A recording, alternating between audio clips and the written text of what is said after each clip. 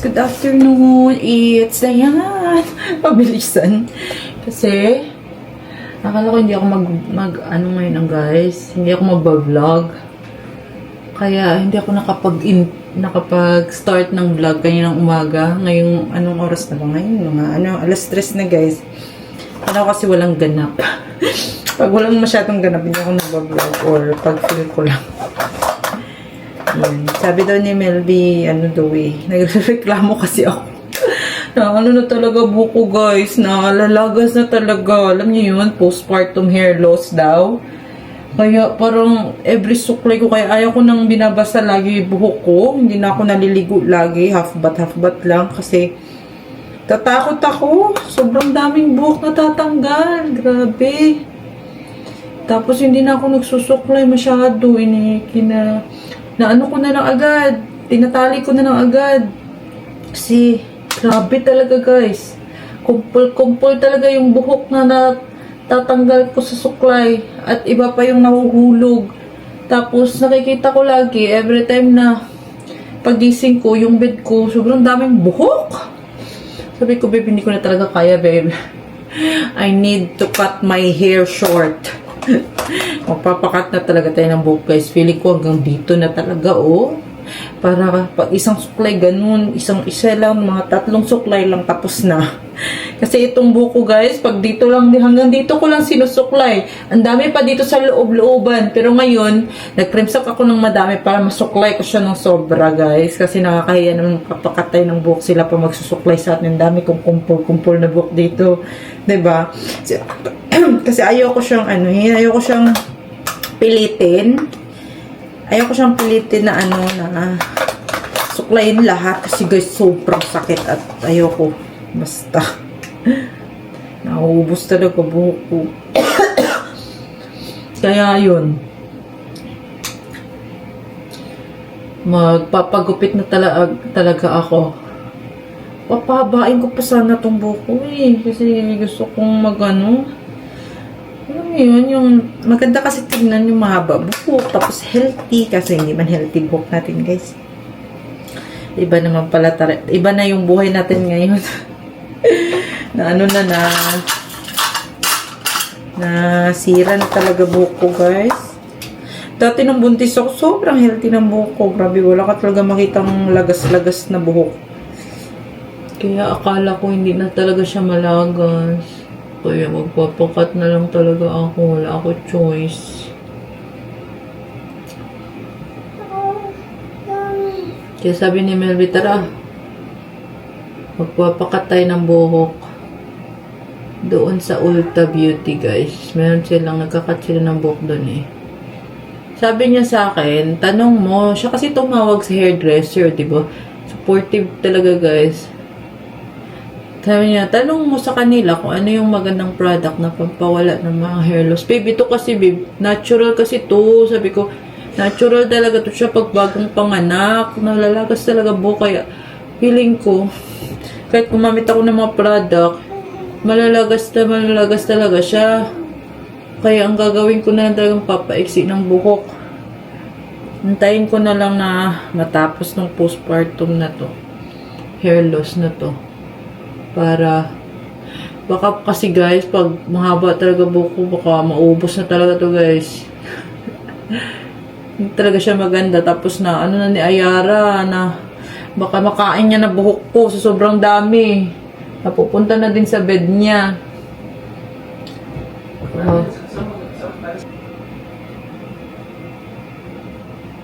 Pagpaganda, kilay lang baby, kilay lang, sapat na. Tapos na si mami, Ayan. Kahit hindi na pantay-pantay, Diyos ko. Hindi na pantay kilay ko, baby,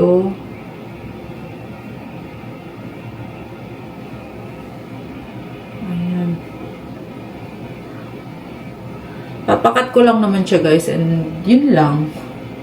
Sabi ko, ako na lang magkakat. Sabi ni Melby, ikaw, papakat na lang natin. Minsan ka lang naman magpapakat ng hair. Ako nga, every month Okay.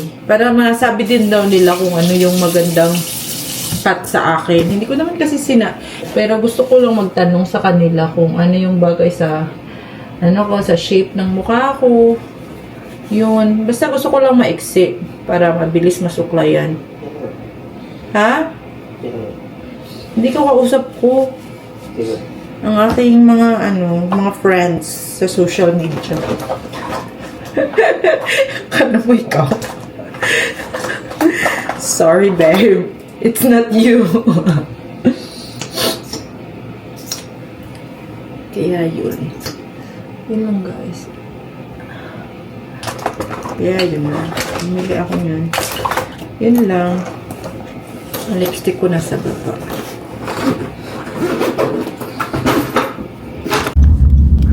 Ilang minutes na lang, babe? Ha? Ito na? Diyan na kami, guys. Pagupit muna tayo.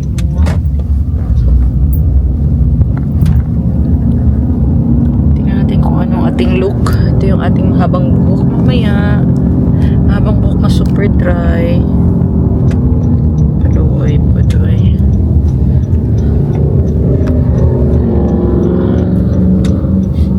Sana magbagay naman sa atin yung short hair. Okay, murag diri pa wala yung buhok diri, guys, sa dulo.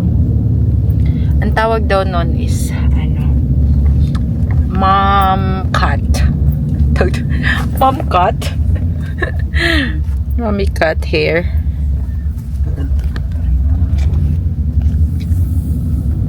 Or postpartum haircut. Yun tawag, guys, sa TikTok. Postpartum haircut. Saan eh? Katulag eh. Wala, grabe ka. Ano sa kong lips, guys. Good luck.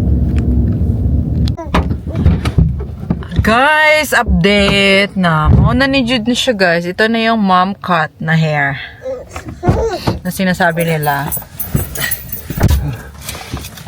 Bumili din ako ng nag-recommend sila sa akin ng ng hair treatment na pwede naman daw sa breastfeeding. Itong Nioxin kasi nakita din nila na kung gaano naglagas-lagas yung buhok ko. Sabi niya, pinapili ko siya ng haircut kung siya ang pinapili ko talaga. Kasi dalawa lang yung option ko kung ganitong cut ba or yung medyo mahaba pa siya dito. Pero sabi niya dahil daw sa sitwasyon ng buhok ko, kailangan daw iksian pa. Kasi sobrang dry nang nasa baba. Tapos napuputol-putol na siya. Kaya kinat niya yung medyo healthy na part.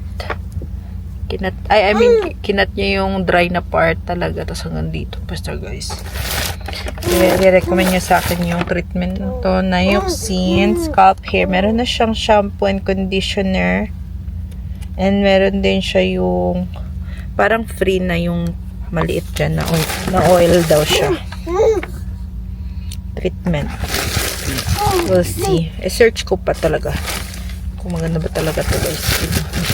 Nag-recommend siya kaya kinuha na lang din natin. Tignan natin kung effective ba siya. Pero sa susunod ko na siguro gagamitin yan pag hindi na ako nagpapa-breastfeed. So search ko pa kung pwede talaga siya sa breastfeeding, guys, kasi hindi pa sila masyadong sure. Seatbelt na sila eh. Yeah, na-seatbelt na. Sana hindi ako magsisi kasi sa gabal sa mukha ko, hindi ko na maipit yung buhok ko. Nakapag ganitong hair na ako dati, na spa ko. Maganda to sa Pilipinas kasi mainit. Pero sabi niya ganito na lang daw kasi para healthy daw tingnan ng buhok. Sobrang patay na ng buhok ko, guys. Ayan. Ito lang. Mom cut. Kain tayo, guys. Raisin. Kain tayo, guys. Kain tayo. Mga on. Si Ayarola. Mga on. Ang laki. Sarap, babe.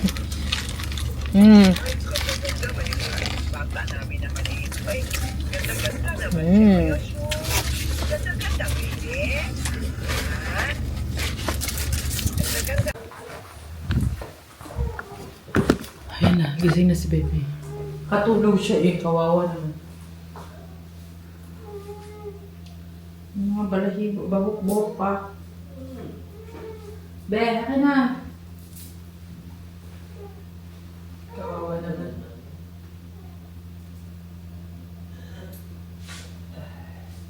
Lamig sa labas. Sobrang lamig. Grabe. Kulang yung ating damit na. Ay! Hi guys! Sabi niya, iba na mukha mo, mami. Ba't ganyan? Ganyan.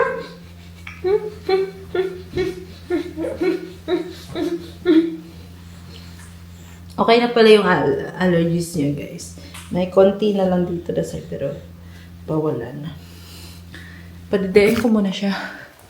Bigyan ko siya ng milk sa taas. May padidayin ko si Ayara. Sige, bakit?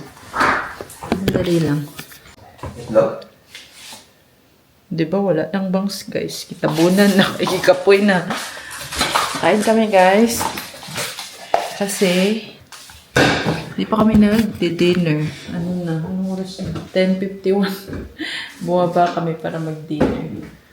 Ano gusto mo dinner, Ben? Yeah. Hindi na lang tayo tipak to. Sabaw. Ha? Ano yung sabaw? Ayan, sopas. Ayoko ng sopas. Asawa naman yung sopas. Sopas ulit. Ito yung tofu ko. Gusto ko din to. Para... Kasi itong... Wala, ang dami na. Ha? Magtotopo pa ako. Babe, sobra na babe. Okay na yan din mo. Bubusog tayo na sobra naman. Ito topo na lang para... Gulay naman to eh. Ay, hindi mo pala nakain yung egg mo? Ha? Ha? Hindi mo pala nakain yung egg mo?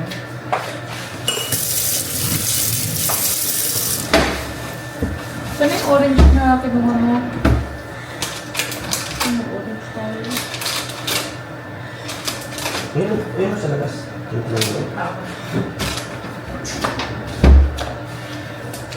Orange tayo guys kasi sinipon na si daddy guys. Sipon na talaga si Nandi na sobra. Sa weather namin to, umulan na naman, tamig-lamig, grabe. Super cold guys. 71 degrees.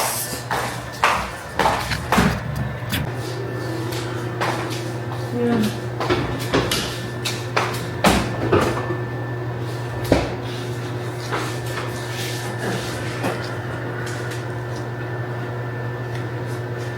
Ano si bebe? Gising pa siya eh.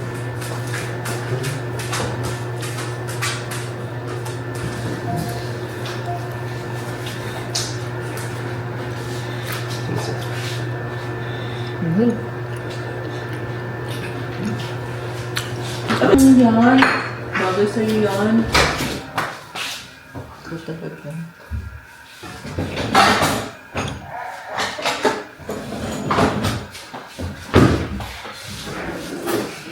Puro tira-tira na naman yung aming dinner.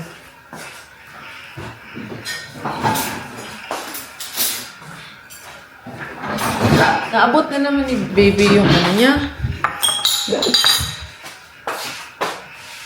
Ito guys, gumawa ako ng tofu soup. Kaya ito na kakainin ko. Ito yung soup ko pala. Mabawas-bawasan naman ito.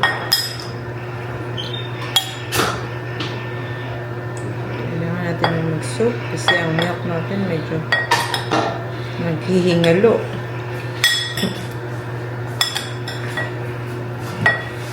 Kulang tayo sa protein. Tayo dito ba?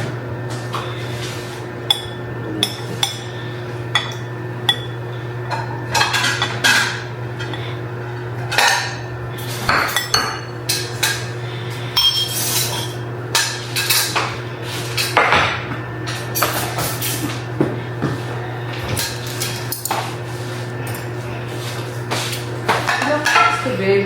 3 minutes. Dami namin ulam, guys. Ayan. And, ayan. May sabaw pa ako. Ayan pa. Sopas pa. Hala. Banat. Ayan ka, meron pang isa. Lahat na lang natitira sa rep, pinaglalagay. Kain tayo.